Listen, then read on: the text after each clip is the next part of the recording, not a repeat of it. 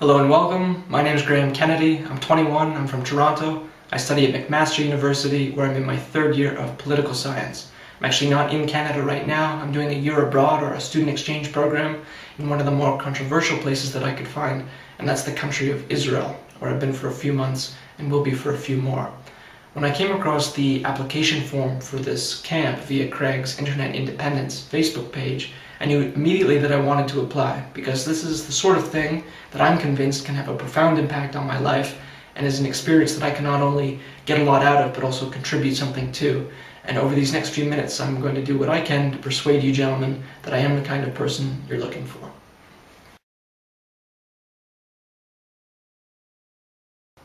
I was told when I was growing up that anything is possible, but by the time I got to high school, I had to ask if anything really was possible, and if people did have the power to make their lives into whatever they wanted them to be, then why didn't anyone actually act like it?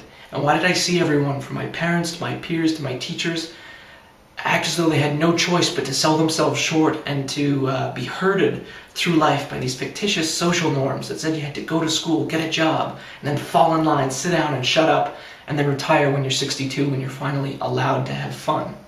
It became pretty obvious to me early on that these people didn't really believe what they were telling me. Fortunately, I had an experience in the Rocky Mountains when I was 16 years old, and this was on an outward bound leadership training course for 17 days. It was a hiking trip with 10 other teenage guys from across Canada, and we were pushed physically, emotionally, further than I'd ever been pushed. And I got a taste of what it was like to actually come alive and to live life on the peak. And there were good times and there were some very bad times, but it was an incredible experience overall. And at the end of it all, the instructor shared a quotation with me which has really stuck with me and which epitomized the whole experience. And this is from Kurt Hahn, the founder of the Outward Bound institution. And he said, "There is more to us than we know, and if we can be made to see it, perhaps for the rest of our lives we will be unwilling to settle for less." I went home after that. I dusted off an old Tony Robbins book I found in the basement. I got into Evan Pagan's material. I got into goal setting. I got into time management strategies, and overall got a much clearer idea of what I wanted my life to look like. I also started seeing just how deeply this disease of mediocrity had penetrated the way people think and talk. When I went to university in my first year, people would ask me, "Graeme, what are you studying?" And I'd say politics or whatever, and the next question unfailingly out of their mouth would be, "Oh, what are you going to do with that? What job are you going to get?" In other words, the assumptions behind a question like that about the way life was supposed to be lived were terrifying to me. A more recent example is when I was preparing to come here to Israel. I can't tell you the number of people that would tell me, "Well, make the most of it, because you're never going to get to travel like that when you're older." These things that I heard from people encouraged me to push harder, and I did. And I got deeper into all of this stuff. I started reading books about entrepreneurship. I started getting up a lot earlier. I started eating a lot healthier and getting a lot healthier. Thanks to Craig, at this point, if he's watching, for the interval training. I'm really enjoying it. And I tried out a few business ideas, opportunities that I saw, none with any real success, but I was learning. I was learning with every mistake that I made and with every step forward. And then, now, here I am, ready to take the next step, ready to actually make some stuff work, ready to kick it up another notch and learn more and see more and experience more. And that's what I see Blacksmith 2012 as, the next step, or the next level. And that's why I want to be in Lithuania in July with you guys. The most important thing that I would want out of this experience would be the connections and friendships with people from all over the world, from a lot of different backgrounds, who have ambitions similar to my own and who think about their lives in a way similar to the way I think about mine. This is something that I've always wanted and never had, and relationships like that can be so rewarding, and I hope to find some if I get to meet you guys in Lithuania.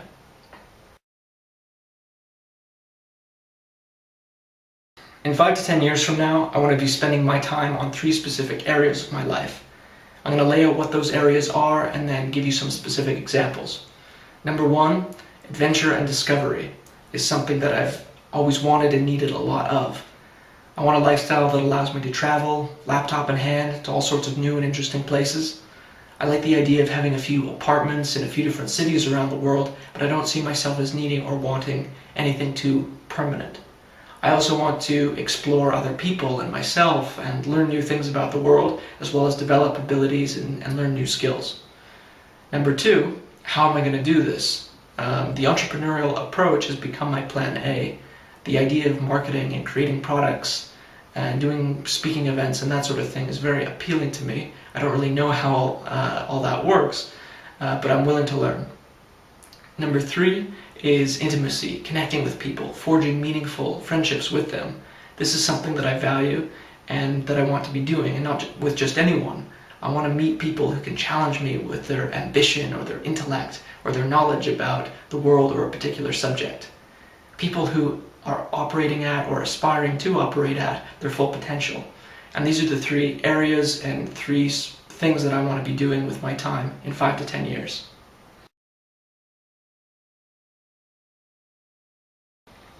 So right now, I spend my time on two basic categories of things. Now, the first category is things that I'm doing to move towards my long-term vision that I just outlined. And to make sure that I'm constantly moving towards that, I have a couple of strategies. For example, for the last year and a half or so, I've taken notebooks each morning and I write down in them what my long-term goals are each morning, and then make a to-do list for the day based on those long-term goals. And it allows me to make sure that the way I'm spending my time in the day is related directly to my long-term vision for my life. Another strategy is a time management one, making sure I'm chunking my time and focusing only on that thing, shutting off my phone and Skype and email and Facebook and everything else in that time, and just focusing on that one thing and taking breaks at certain times. Now, what am I actually doing? I freelance for a rugby website, and I run a pretty successful YouTube channel related to rugby.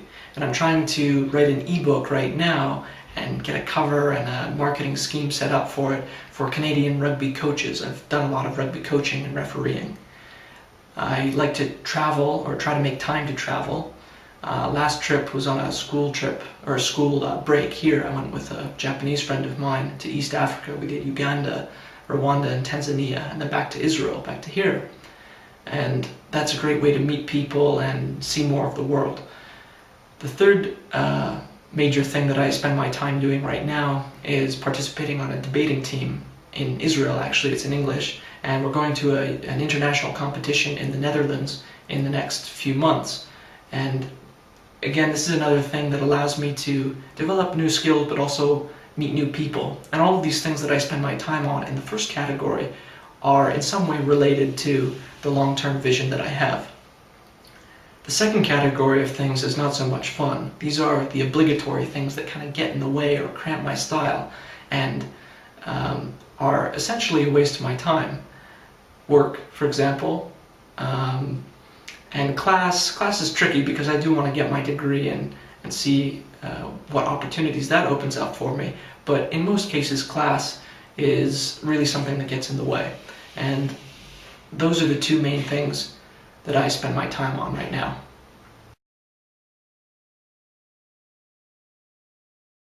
The biggest disappointment that I've experienced in my life is the reaction of those closest to me when I shared my ambitions and my goals with them. I was somewhat excited, I guess you could say, about having this new direction for my life, and I wanted to tell people about it. I somewhat naively, perhaps, expected a positive response. And what I got was very different. It was this eruption of negativity, of defensiveness and bitterness from people who clearly felt threatened by the fact that I wanted to do something different than what anyone else wanted to do. I remember my dad said, like, oh, okay, you want your own online business, and that's good, but those things are all scams, and you're going to have to get a real job like everyone else. Or my friends, oh, you get up at 6 a.m.? That was baffling to them. It's too robotic, it's too restricting. Why would anyone want to do that? And then vegetarianism. Oh, don't get me started. It's too, not enough protein, it's not healthy. I couldn't live without eating steak. All this sort of thing. And it taught me to be much more careful of who I share my goals with, and actually who I spend my time around in general.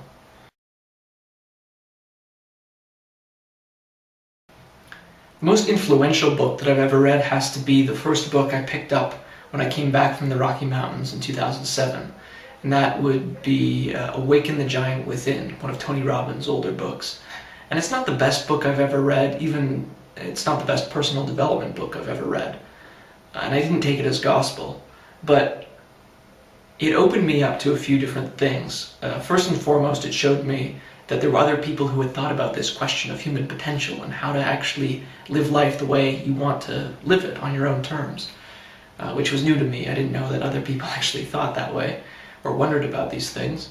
And secondly, it introduced me to the world of personal development, and that led me to time management, to goal setting, to entrepreneurship, where I am now. So that's why Awaken the Giant Within by Tony Robbins is the most influential book that I've ever read.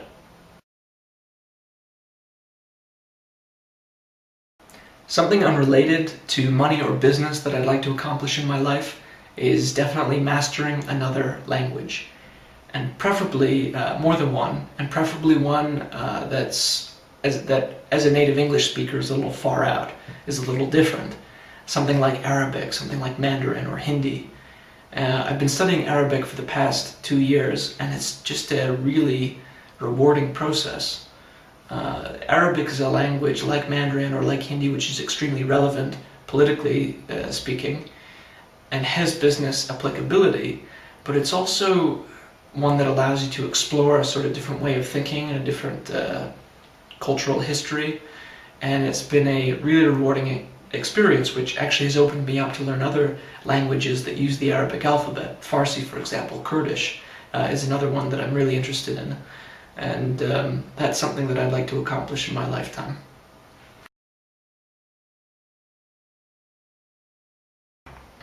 Look, the most important thing that people should know about me is that I'm not changing who I am. I value constructive criticism. I will change how I do things. I will exchange old ways of thinking in favor of newer, better ways of thinking, or old habits and beliefs in favor of new, better habits and beliefs. But the fundamental motivation that I have, the fundamental desire to realize my potential and to live life on my own terms is non-negotiable. And that's something that I wish more people around me could come to terms with. It feels like a lot of the conversations I have with people are about how, I shouldn't take life so seriously, and I should relax a little, and all of this sort of thing. And this is something that I want you guys to understand as well, because believe me, I'm going to keep coming back and back and back until I take advantage of the opportunities that you're presenting, like this one. This is who I am, and I'm not changing.